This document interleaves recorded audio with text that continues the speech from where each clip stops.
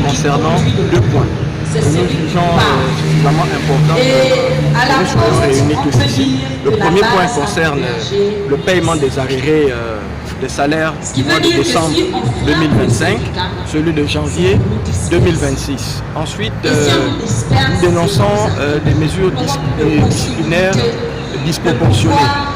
Et nous disons que dans un environnement aussi anxiogène qu'est devenu l'environnement de travail qu'est la Poste, nous ne pouvons pas continuer dans de telles conditions. Vous devez savoir que Monsieur le ministre de la Communication et des Médias, lorsqu'il est venu rencontrer le personnel de la Poste SA le 21 janvier 2026, Monsieur le ministre a été clair.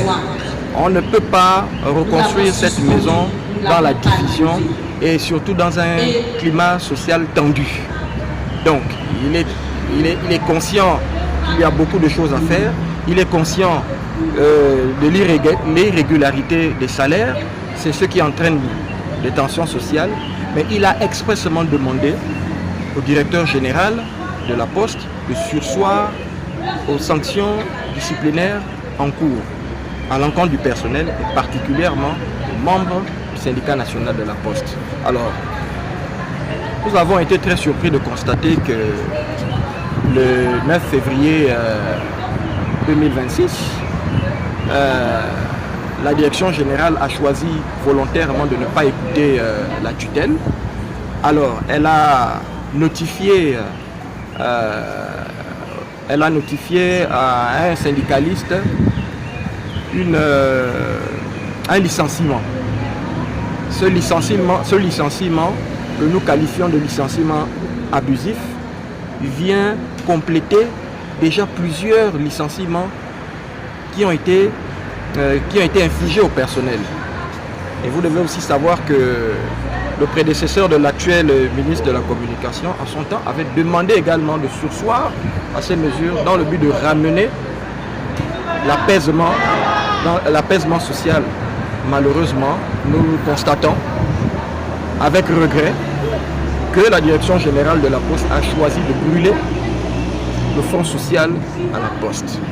Alors, aujourd'hui, nous demandons particulièrement aux plus hautes autorités de la République gabonaise de prendre le problème de la Poste à bras le corps, parce que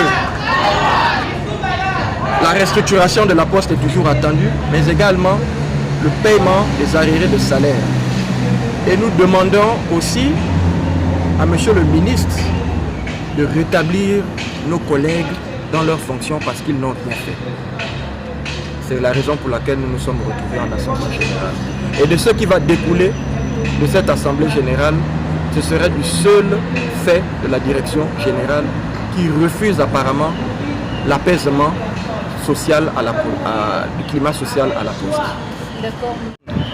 Malheureusement, je suis dans le regret de vous annoncer qu'il y a eu rupture de ce dialogue depuis plusieurs mois.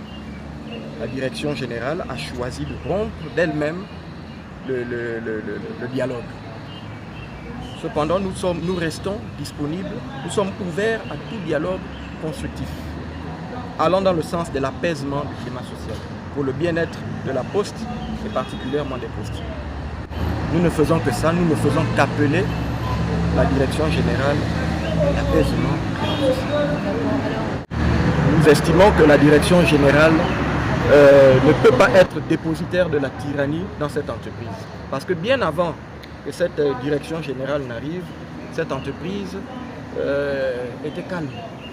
Mais depuis plus d'1 an, nous assistons à quelque chose qu'on n'a jamais vu. Et nous disons trop c'est trop. Donc elle devra assumer ce qui découlera de cette Assemblée générale. Voilà.